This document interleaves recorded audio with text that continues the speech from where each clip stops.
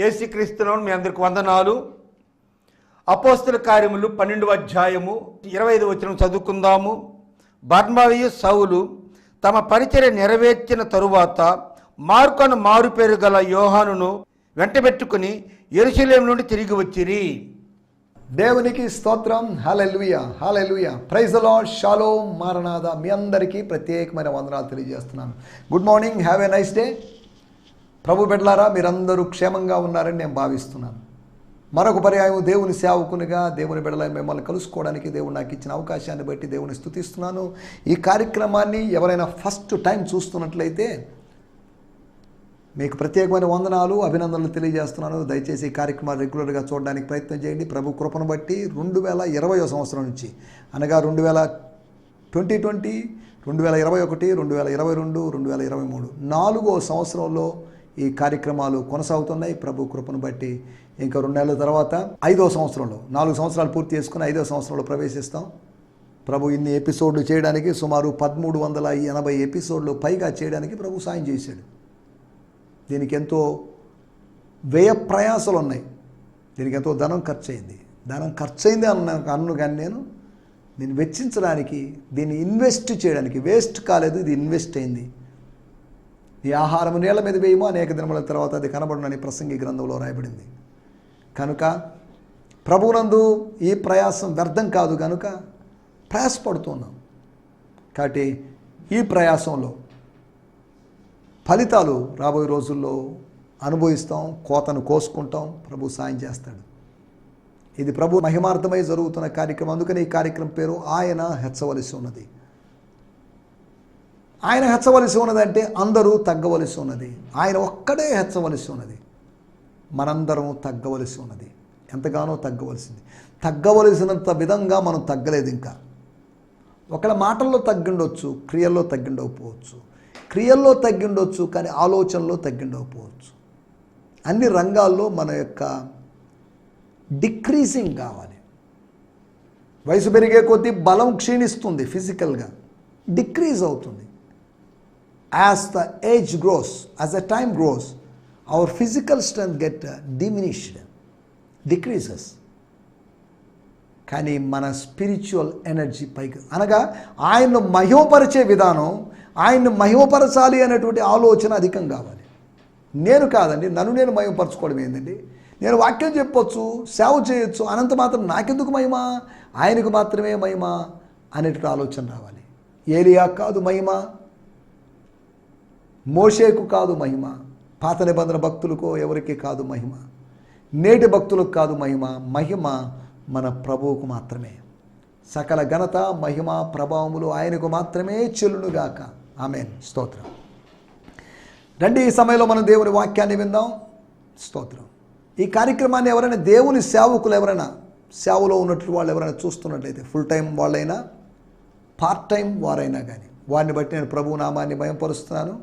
ఈ మధ్యకాలంలో ఒక దైవజనులు, యవన దైవజనులు, పాస్టర్ పీటర్ గారు, పాస్టర్ బి పీటర్ గారు, నెల్లూరు భక్తవత్సల నగర్ ప్రాంతంలో ఉంటారు. వారి కుటుంబం ఈ కార్యక్రమాలు చూస్తున్నారని తెలియజేశారు. అందుని బట్టి నేను ప్రభు నామాన్ని నాకు వాట్సాప్లో మెసేజ్ పెట్టారు వారు. అంతేకాకుండా వారు నేరుగా వచ్చి నాతో చెప్పారు. ఇలాగా ఈ కార్యక్రమం చూస్తున్నటువంటి అనేక మంది దైవజనులు ఉన్నారు. వారందరికీ ప్రత్యేకమైన వందనాలు తెలియజేస్తున్నాను. పాస్టర్ పీటర్ గారు కసుమూరు దగ్గర చిన్న పరిచర్య జరిగిస్తున్నారు. కనుక వారి పరిచర్య ఇంకా విస్తరించబడాలని మీరు ప్రార్థించాల్సిందిగా కోరుతున్నాం. కాబట్టి దైవజనులారా, మీ ప్రార్థనా విషయాలు నాకు పంపించండి. నా 2 వాట్సాప్ నంబర్లు ఉన్నాయి. మీ కొరకు ప్రార్థించడానికి సిద్ధంగా ఉన్నాను. నేను ఒక్కనే ప్రార్థించడం కాదు, నాతో పాటు మా స్థానిక సంఘము గిడియోన్ మిషన్ చర్చ్ GMC అనేటువంటి సంఘస్థులు కొంతమంది, అంతేకాకుండా గిడియోన్ ఫెలోషిప్ ఇంటర్నేషనల్ GFI అనేటువంటి సహవాసములో ఉన్నటువంటి దైవజనులు కొంతమంది ఆయా గ్రూపులు ఉన్నాయి. కొన్ని వేరు గ్రూపులు ఉన్నాయి. గ్రూపులో వేసినప్పుడు వారు ప్రార్థన చేస్తారు. కనుక మీ పరిచర్య యొక్క సరిహద్దులు విశాలపరచబడాలి. ఈ సంవత్సరం, ఈ దినాల్లో ఎక్స్పాన్షన్ మీ మినిస్ట్రీలో కనిపించాలి. ఒక బ్రేక్ త్రూ మీ మినిస్ట్రీలో కనిపించాలి. నేను ప్రభు సేవలోకి వచ్చి 29 సంవత్సరాలు అయింది. ఆరంభ దినాల్లో చాలా స్ట్రగుల్ చేశాను, ఫైనాన్షియల్గాను, అన్ని విధాలుగా. కానీ ప్రభు సాయం చేస్తున్నాడు, నేర్పిస్తున్నాడు, బలపరుస్తున్నాడు, ధైర్యపరుస్తున్నాడు, ముందుకు సాగేటట్టు చేస్తున్నాడు. కాబట్టి ఆయన హెచ్చవలసి ఉన్నది. క్రీస్తు మాత్రమే మన పరిచర్యలో, మన వ్యక్తిగతమైన జీవితాల్లో హెచ్చవలసి ఉన్నది. స్తోత్రం. నిన్నటి ఎపిసోడ్లో ఊరుకోవాలి, ఊరుకోండి, ఊరకుండుడి, నేనే దేవుడిని తెలుసుకొనుడి, నేను అన్ని జనుల్లో మహోన్నతుని అవుతాను. ఊరుకోవాలి. ఊరుకోవాల్సిన సందర్భంలో మనం ఊరుకోవాలి, మాట్లాడాల్సిన సమయంలో మనం మాట్లాడాలి. మనం 24 గంటలు ఊరుకోమనే పని అయితేనే దేవుడు మనకు ఎందుకు నోరు ఇచ్చినట్టు? స్తోత్రం. మనం ఊరుకోవాలి, రెచ్చిపోకూడదు, రేగిపోకూడదు. మూర్ఖుడు ఊరినే రేగిపోతుంటాడని వాక్యంలో సామెతల గ్రంథంలో రాయబడింది. మూర్ఖుని వీపునకు బెత్తము అని బైబిల్లో రాయబడింది. ఎవరైతే రెచ్చిపోతూ రేగిపోతూ ఉంటారో, ఊరుకోకుండా ఉంటారో, సైలెంట్గా ఉండకుండా ఉంటారో, నిశ్శబ్దంగా ఉండకుండా ఉంటారో, ఊరుకోకుండా ఉన్నటువంటి వాళ్ళు నిండు కుండ లాంటి వాళ్ళు కాదు. వాళ్ళు స్తోత్రం. వాళ్ళు సగం కుండ లాంటి వాళ్ళు, లేకపోతే ఇంకా సగం కన్నా తక్కువైన కుండ లాంటి వాళ్ళు. పూర్తి నింపుదల అనుభవం వాళ్ళలో జరగలేదు. తుణికే అనుభవం వాళ్ళకు ఉంటుంది, కానీ నిండు కొండకి అటువంటిది జరగదు. ఫుల్నెస్లో ఉందాం, ఫుల్ అండర్స్టాండింగ్లో ఉందాం, ఫుల్ ట్రూత్ తెలుసుకుందాం, ఫుల్ గాస్పల్ తెలుసుకుందాం. ఊరుకోవడం ఎందుకన్నాడు పేతురు? ఊరుకోమని ఎందుకు సైగ చేశాడు? వాళ్ళు ఊరుకోకపోతే ఆయనకు వచ్చే నష్టం ఏంటి? ఆయన కాసేపు ఉండి వాళ్ళతో మాట్లాడి వెళ్ళిపోవాలని ఆలోచన చేసుకుని వచ్చాడు. ఇట్లు ఆలోచించుకొని ఏదో ఆలోచిస్తూ ఉన్నాడు. అసలు ఇదేంది? నిజముగా ఇప్పుడు నాకు నిజముగా నన్ను తప్పించి ఉన్నాడు, ఇప్పుడు నాకు నిజముగా తెలియను. ఆయనకు నిజంగా తెలిసిందంటే ఈ విషయం. అపోస్తుల కార్యములు 10వ అధ్యాయంలో మనం గమనిస్తే ఒక మాట, కొర్నేలి గారి ఇంట్లో ఆయన చెప్పినటువంటి ఒక మాట, 34వ వచనం, దేవుడు పక్షపాతి కాడని నిజముగా గ్రహించి ఉన్నాను. గ్రహించడము, నిజముగా గ్రహించడం, మొరపెట్టడం, నిజముగా మొరపెట్టడం. గ్రహించినట్లు ఉంటారు కానీ గ్రహించరు. ఇతడు నిజముగా గ్రహించాడట. స్తోత్రం, హల్లెలూయా. గ్రహించినట్లు. మళ్ళీ ఏమైనా క్వశ్చన్స్ అడిగితే, మళ్ళీ ఏమైనా అడిగితే ఏమైనా అనుకుంటారేమో, అందరితో పడతారు, అర్థమైందండి, మంచి విషయం చెప్పేది, దేవుని స్తోత్రం అండి అని అంటూ ఉండొచ్చేమో, కానీ నిజముగా గ్రహించేటువంటి విషయం, ట్రూలీ రియలైజింగ్, జెన్యూన్ రియలైజేషన్. దేవుని స్తోత్రం, హల్లెలూయా. ఊరుకోవాలి. వాళ్ళు ఊరుకోకపోతే, మళ్ళీ అదే సమయంలో వీరు ఊరుకుంటే, ఊరుకోకుండా రెచ్చిపోతున్నా, రేగిపోతున్నా, ఏంది ప్రభు ఉదయం నుంచి ఇదేంది, శిష్యుల బాధ ఏంటి, తలనొప్పి ఏంటి అని అన్నప్పుడు, కరెక్టే కదా, వీళ్ళని డిస్టర్బ్ చేస్తున్నట్టుంది కదా బాబు, శిష్యులు అలా కొద్దిగా సౌండ్ తగ్గించండి, వాల్యూమ్ తగ్గించండి ప్రభు వల్ల. మీరు ఊరుకోవద్దు, మీరు మాట్లాడండి, మీరు స్తోత్రం చెప్తుండండి, మీరు అరుస్తూనే ఉండండి, మీరు పాటలు పాడుతూనే ఉండండి. కానీ వాళ్ళతో చెప్పిన మాట, వీరు ఊరుకుంటే ఈ రాళ్ళు కేకలు వేస్తాయి. ఎందుకు ఊరుకోవాలి వీళ్ళు? Why they should be silent, my disciples will shout. వాళ్ళు సైలెన్స్గా ఉన్న సమయం ఉంది, షౌట్ చేయాల్సిన సమయం ఉంది. ప్రతిదానికి సమయం ఉంది. సైలెన్స్ సమయంలో షౌట్ చేయడం, షౌట్ చేయాల్సిన సమయంలో సైలెంట్ చేయడం. లైబ్రరీలో సైలెంట్గా ఉండాలి, అలాగని దేవుని మందిరంలో సైలెంట్గా ఉండకూడదు. సైలెంట్గా ఉండకూడదు కదా అని చెప్పారు కదా అని ఇంకా కూర్చొని పక్కన వాళ్ళతో మాట్లాడుతుంటూ కూర్చోమని కాదు. స్తోత్రం, హల్లెలూయా. ఊరుకోవాలి. స్తోత్రం. అంటే ఊరుకోవాలి అంటే కనిపెడుతూ ఉండాలని, ఊరుకోవాలి అంటే ఆయన చేతికి అప్పగించుకుంటూ ఉండాలని, ఆయన్ను గమనిస్తూ ఉండాలని, ఆయన చేయబోయే కార్యం కోసం ఎదురు చూస్తూ ఉండాలని, ఇలా వేరు వేరు అర్థాలు ఉన్నాయి. దీంట్లో వచ్చి మనం ఆపకుండా ఉండడం. నన్ను లెట్ మీ గో. యేసు ప్రభువుని ఆపాలని చూసింది మగ్దలేని మరియ. అలాగే పేతురుని సంఘము, సహోదరులు ఆపాలని చూశారు. But he want to go. God's will is to go. ఆయన వెళ్ళాలనేది దేవుని చిత్తం, ఆయన ఉండాలనేది అక్కడ మనుషుల చిత్తం. ఒకరోజు ఉండొచ్చు కదా, 2 రోజులు ఉండొచ్చు కదా, 3 రోజులు ఉండొచ్చు కదా అని కావచ్చు. అనేక దినాలు మాతో ఉండొచ్చు కదా అన్నప్పుడు, లేదండి మాకు టైం లేదు, మినిస్ట్రీ ఉంది, జస్ట్ 1 or 2 days అయితే దట్స్ ఓకే. స్తోత్రం. మొట్టమొదటి విషయం, ఊరుకోవడము అంటే ఆపకుండా ఉండడం. వాళ్ళు సరే మీరు ఎందుకు అండి, మీరు నన్ను ఎందుకు ఆపుతారండి, లెట్ మీ గో, నన్ను పోనివ్వండి, అవసరమైతే మళ్ళీ కలుద్దాం, ప్రభు చిత్తం అయితే మళ్ళీ కలుద్దాం, కలవలేకపోతే నిత్యత్వంలో కలుద్దాం అన్నట్టుగా. రెండో విషయము, ఆచార సంబంధమైన ప్రార్థనలు ఆపివేయడం. అబ్బా చాలండి, స్తోత్రాలు చాలండి, ఆ ప్రార్థనలు ఆపండి. ఎందుకు? ఏం జరిగిందని? ఒక సందర్భంలో దేవుడు మోషేతో అన్నాడు, మోషే ఎందుకు ప్రార్థన చేస్తున్నావు? నాకెందుకు మొరపెట్టుచున్నావు? ప్రార్థన చేయొద్దని కాదు, నాకు మొరపెట్టుము, నేను నువ్వు గ్రహించలేని గొప్ప సంగతులను బయలుపరుస్తాను ఇర్మియాకు చెప్పిన దేవుడే ఇర్మియాతో చెప్పాడు, 3 సార్లు చెప్పాడు, నువ్వు వారి కోసం ప్రార్థన చేయొద్దు చేయొద్దు చేయొద్దు అని చెప్పాడు. అదేంటండి ఇది? ప్రార్థన చేయమని చెప్పడం ఏంటి, చేయొద్దని చెప్పడం ఏంటి? మోషే ప్రార్థించినప్పుడు ఆలకించిన దేవుడు, స్తోత్రం, ఎర్ర సముద్రం దగ్గరికి వచ్చేసరికి నో ప్రార్థన చేసి ఒప్పుకొని నేను ముందుకు సాగిపో అన్నాడు. ఇదేంటిది? సంఖ్యాకాండం 12వ అధ్యాయంలో మోషే నీ గురించి వేడుకుంటాడు అని చెప్పి, ఇప్పుడేమో మోషే ప్రార్థిస్తే దేవుడు విసుక్కోవడం ఏంటి? దేవుడు ఎందుకు ఒక విధంగా ఒకసారి మరొక విధంగా ఉండడం ఏంటిది? జాగ్రత్తగా ఆలోచిస్తే ఇది ప్రార్థించే సమయం కాదు, మరి దేని సమయం అండి ఇది ప్రార్థన ఫలితాన్ని అనుభవించాల్సిన సమయం. This is not time to pray, this is the time to pray, receive the blessing of prayer. ప్రార్థించావు, నువ్వు విత్తావు, ఇప్పుడు ప్రార్థించాల్సిన సమయం కాదు, ఇప్పుడు ప్రార్థన ద్వారా వచ్చిన ఫలితాన్ని కోత కొయ్యాల్సిన సమయం ఇది.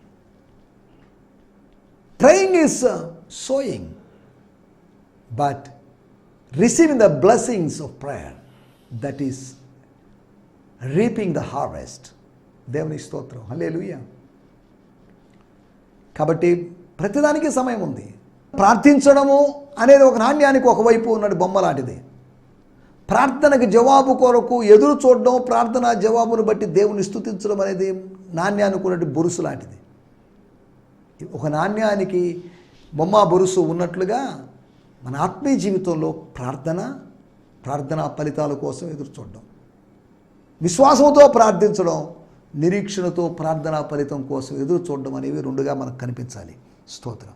ఆచార సంబంధమైన ప్రార్థనలు ఆపేద్దాం, ట్రెడిషనల్ ప్రేయర్స్ ఆపేద్దాం, ఏదో ఫార్మాలిటీగా చేసే ప్రార్థనలు ఆపేద్దాం.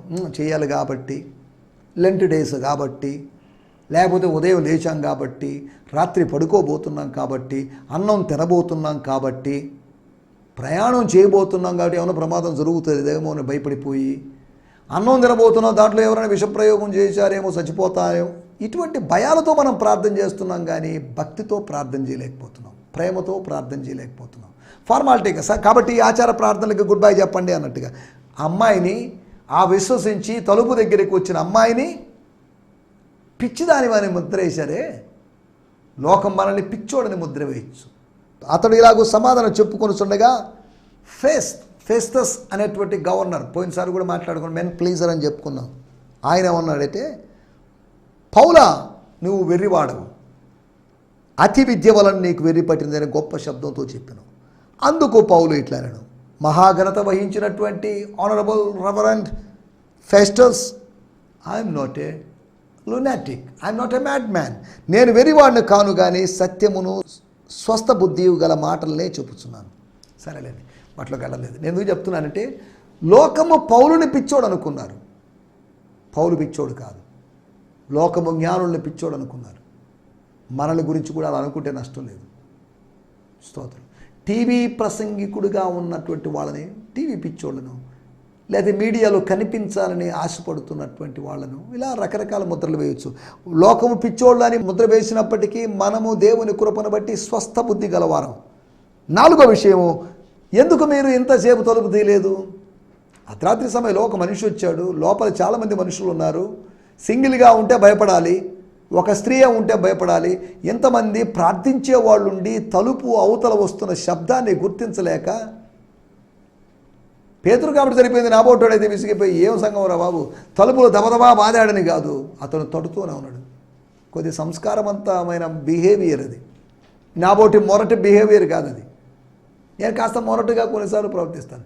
విసుగు వచ్చి ఏంది ఇంతసేపు తలుపు తీరేంటిళ్ళు, లోపలేమో చెవి రిక్కించి విన్నప్పుడు లోపల ప్రార్థనలు వినబడుతున్నట్టుగా ఉన్నాయి, ప్రార్థిస్తున్నట్లుగా ఉన్నారు, కానీ ఈ శబ్దం బయట బాహ్య ప్రపంచంలో జరిగే దాన్ని ఏమాత్రం పట్టించుకోకుండా వాళ్ళదంటూ ఉన్నటువంటి కృత్రిమ ఆర్టిఫిషియల్ లేకపోతే ట్రెడిషనల్ ప్రేయర్ ప్రపంచంలో ఉండిపోయారే అనేది. కాబట్టి అవిశ్వసించకుండా ఉండండి. నా మాటలు ముగిస్తున్నాను, మన సమయం కొద్దిగా ఉంది కనుక. కాబట్టి ఈ 4 విషయాల గురించి మనం నిన్నటి ఎపిసోడ్లో మాట్లాడుకున్నాం. ఊరుకుండి దైవ కార్యాలను చూస్తూ ముందుకు సాగడానికి ప్రభు మనకు సాయం చేయనుగాక. ఈ సమయంలో దేవుని పరిశుద్ధ గ్రంథము నుండి ఉదయకాలపు ధ్యానము కోసం అపోస్తల కార్యములు 12వ అధ్యాయము 25వ వచనం. బర్నబాయు సౌలును తమ పరిచర్య నెరవేర్చిన తరువాత మార్కును మారుపేరు గల యోహాను వెంట పెట్టుకొని యెరూషలేము నుండి తిరిగి వచ్చిరి.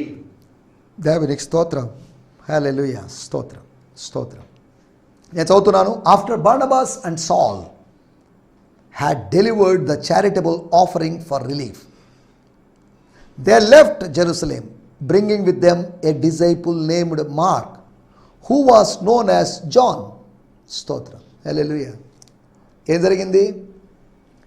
ఇద్దరు వెళ్ళారు, ముగ్గురుగా తిరిగి వచ్చారు. అదేంటండి?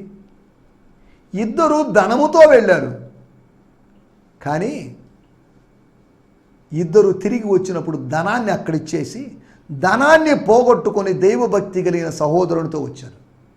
ధనము ముఖ్యమా? దైవభక్తి కలిగిన సహోదరుడు ముఖ్యమా?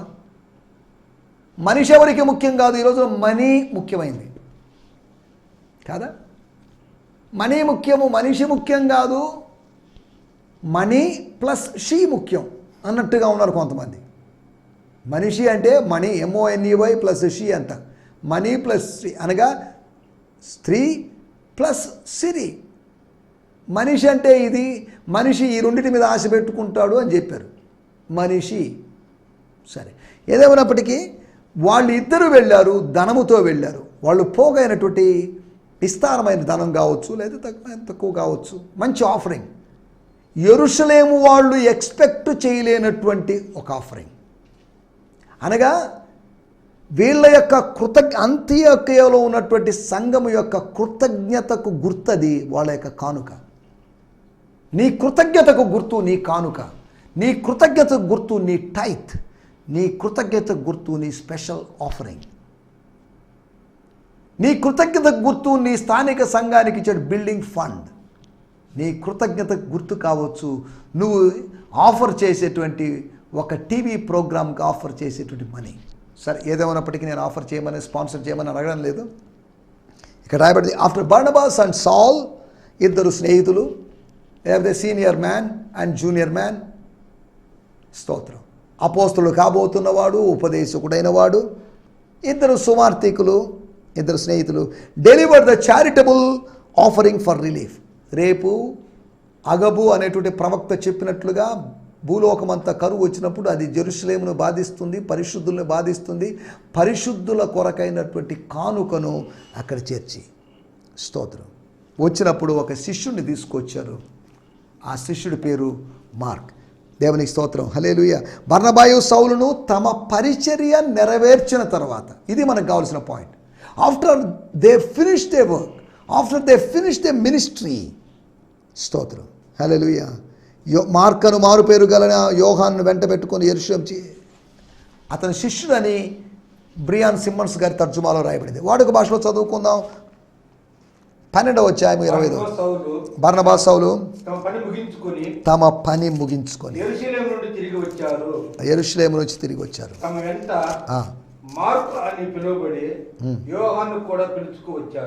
దేవుని స్తోత్రం. హల్లెలూయా. అండ్ బార్నబాస్, బార్ అంటే కుమారుడు అని అర్థం. నబాస్ అంటే ప్రోత్సాహం, ఎంకరేజ్మెంట్, కంఫర్ట్, ఆదరణ. అనగా ఆదరణ పుత్రుడు, హెచ్చరిక పుత్రుడు అని అర్థం. And Barnabas son of encouragement and Saul when they had completed this service, వారి సేవను ముగించిన తర్వాత, return from Jerusalem taking with them John who is called Mark. ఎందుకు తీసుకొచ్చారంటే బంధుప్రీతిని బట్టి, ఒక కుర్రోడు నా మనసులో మెదలాడుతున్నాడు, కుర్రోడిని తీసుకొద్దామా అని అడుగుంటాడు పౌల్ని. బర్నబా, ఎవరు ఆ కుర్రాడు? మా సిస్టర్ వాళ్ళ కుమారుడండి, మా అల్లుడు మేనల్లుడిని తీసుకొద్దాం అనుకుంటున్నాం.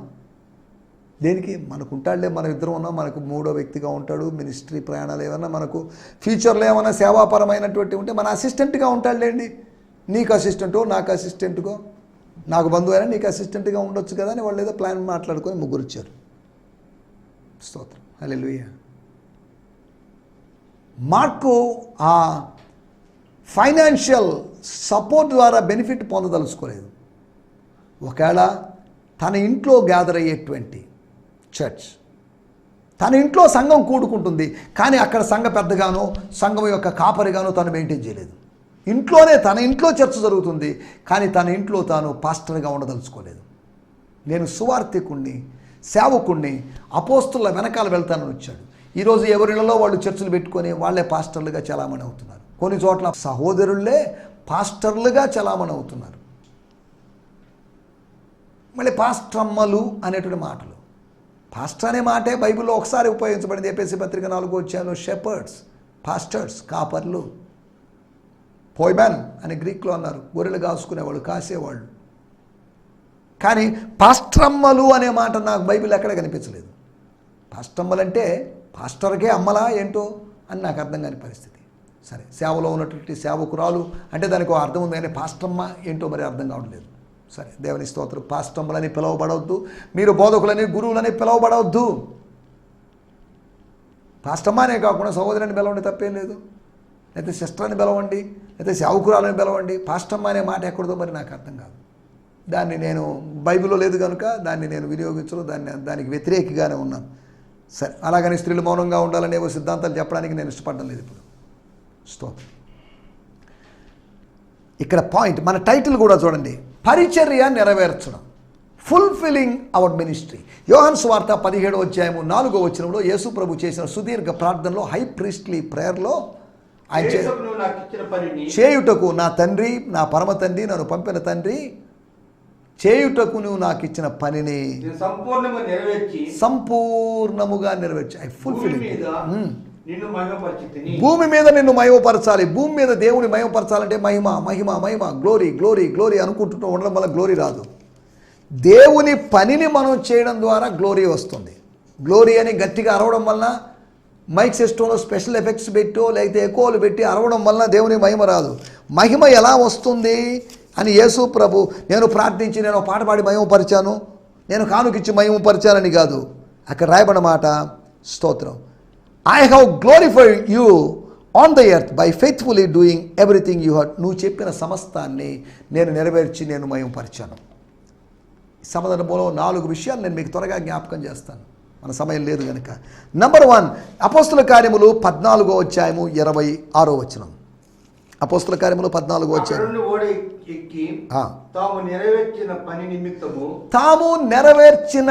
పని నిమిత్తం దేవుని కృపకు అప్పగించబడిన వారై మొదట బయలుదేరిన యాంతియోకయకు తిరిగి వచ్చింది. సరే, మొదటి మిషనరీ ప్రయాణం యొక్క ముగింపు, తర్వాత రెండవ మిషనరీ ప్రయాణంకి ప్లానింగ్. అది మొదటి మిషనరీ ప్రయాణాన్ని ముగించారు successfully. They successfully finished, accomplished the first missionary trip by the grace of God.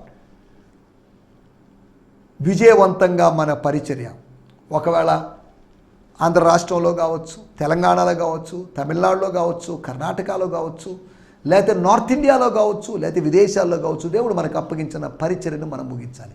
మొదటి మిషనరీ ప్రయాణాన్ని వాళ్ళు ముగించారు. రెండో విషయాన్ని నేను మీకు జ్ఞాపకం చేస్తాను. అపోస్తుల కార్యములు 18వ అధ్యాయము 21వ వచనం.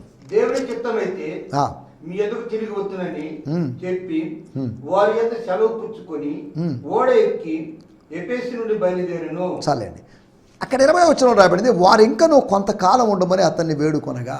సార్ ఇంకా కొన్ని రోజులు ఉండండి సార్, మీకు చక్కటి భోజనం, ఫుడ్ అండ్ అకామిడేషన్ ఇస్తామంటే, నో, మా పని అయిపోయింది, we have to go back and give report. మేము వెనకాలకి వెళ్ళి రిపోర్ట్ ఇవ్వాలండి. మాకు ఒక కమిటీ ఉంది, మాకు పెద్దలు ఉన్నారు, మాకు సంస్థ ఉంది, వీఆర్ అకౌంటబుల్. మా ఇష్టానుసారంగా మేము మీ ఇష్టానుసారంగా ప్రవర్తించడానికి వీల్లేదు, మా పైన అధికారులు ఉన్నారు అన్నట్టుగా వాళ్ళు మాట్లాడారు. అతడు ఒప్పక దేవుని చిత్తం అయితే, if it is Lord's will, ప్రభు చిత్తం అయితే మళ్ళీ వస్తాం, లేదంటే రాలేము, లేదంటే మేము కాకపోయినా ఇంకోరిని ఎవరైనా పంపిస్తారేమో. ఆ జెరూసలేము కౌన్సిల్ వాళ్ళ ఇష్టం, మాదేం లేదండి అని చెప్పుకున్నారు. రెండవది మనం ఆలోచిస్తున్నాం, రెండవ మిషనరీ ప్రయాణాన్ని వాళ్ళు ముగించుకున్నారు. దేవుని స్తోత్రం, హల్లెలూయా. 3 మిషనరీ ప్రయాణాలని, 4 మిషనరీ ప్రయాణాలని, ఇలా బైబిల్ పండితుల మధ్యలో వేరు వేరు అభిప్రాయాలని వాటిలోకి వెళ్ళలేదు. 4 మిషనరీ ప్రయాణం తర్వాత రోమా ప్రయాణం అని, లేదు రోమా ప్రయాణాన్ని 4 మిషనరీ ప్రయాణం అని ఇలా చెప్పుకుంటూ వచ్చారు. వాటిలోకి వెళ్ళలేదు లేండి. 3వ విషయాన్ని నేను మీకు జ్ఞాపకం చేస్తాను. అపోస్తుల కార్యములు 21వ అధ్యాయము 17వ వచనం. మేము యెరూషలేమునకు వచ్చినప్పుడు మేము మమ్మల్ని సంతోషంతో చేర్చుకునిరి. మేము యెరూషలేమునకు వచ్చినప్పుడు అనే మాటని మేము యెరూషలేమునకు తిరిగి వచ్చినప్పుడు అని చెప్పడంలో తప్పేం లేదు. We have come back to Jerusalem. మేము తిరిగి వచ్చాం. మేము స్టార్ట్ చేసింది యెరూషలేములో వచ్చి, మళ్ళీ స్టార్ట్ చేసింది మమ్మల్ని అక్కడి నుంచి పంపించారు, మేము అక్కడికి వచ్చాం. ఎవరు పంపారో వాళ్ళ దగ్గరికి రాగలిగి ఉండాలి. యేసు శిష్యులను పంపించాడు, వాళ్ళు తిరిగి యేసు దగ్గరికి వచ్చి రిపోర్ట్ ఇచ్చారు. ప్రభా, ఈరోజు మేము ప్రార్థన చేస్తుంటే, ఈరోజు తలల మీద చేతులు పెడుతుంటే దెయ్యములు, పెద్ద పెద్ద దెయ్యాలు, రకరకాల దెయ్యాలు నీ నామంలో లోబడుతున్నాయి, లొంగిపోతున్నాయి అని సంతోషించారు. రిపోర్ట్ ఇచ్చినప్పుడు రిపోర్టుకు అలా కాదు అని ప్రభు వివరణ ఇచ్చాడు, దాంట్లోకి వెళ్ళలేదు. స్తోత్రం. నేను మీకు ఇక్కడ జ్ఞాపకం చేస్తున్నట్టు విషయం 21వ అధ్యాయము 20వ వచనంలో రాబడింది. వారు విని దేవుని మహిమపరిచి అతన్ని చూచి, సహోదరుడా, యూదులలో విశ్వాసమైన వారు ఎన్ని వేల మంది ఉన్నారు చూస్తున్నావు కదా. చాలండి. యూదుల్లో విశ్వాసులైన వారు ఎన్ని వేల మంది ఉన్నారు. 3వ మిషనరీ ప్రయాణంలో విస్తారమైనటువంటి ఆత్మలు రక్షింపబడ్డాయి. మొదటి 2 మిషనరీ ప్రయాణాల కన్నా 3వ మిషనరీ ప్రయాణంలో రిజల్ట్స్ ఎక్కువ ఉన్నట్టుగా మనం అర్థం చేసుకోవచ్చు. 3వ మిషనరీ ప్రయాణాన్ని తను ముగించుకున్నారు. స్తోత్రం. 4వ విషయం, చివరి విషయం ఒక మాట చెప్పి ముగిస్తాను. కొలస్సీ పత్రిక 4వ అధ్యాయం 17వ వచనం. మరియు ప్రభునందు నీకు అప్పగించబడిన పరిచర్యను నెరవేర్చుటకు దాని గురించి జాగ్రత్త పడమని అర్ఖిప్పుతో చెప్పాడు. అర్ఖిప్పుతో చెప్పుడి. అర్ఖిప్పస్ అనేటువంటి ఒక భక్తుడు కొలస్సీ పట్టణంలో ఒక సువార్థికుడై ఉండొచ్చు, లేదా ఒక విశ్వాసి సువార్థికుడిగా మారి ఉండొచ్చు. అతనికి అప్పగించబడిన పరిచర్యను నెరవేర్చాలి. Let him do his ministry. అనవసరమైన విషయాలు కాదు, అతనికి ఏమో అప్పగించాడో దాన్నే పూర్తి చేయాలి.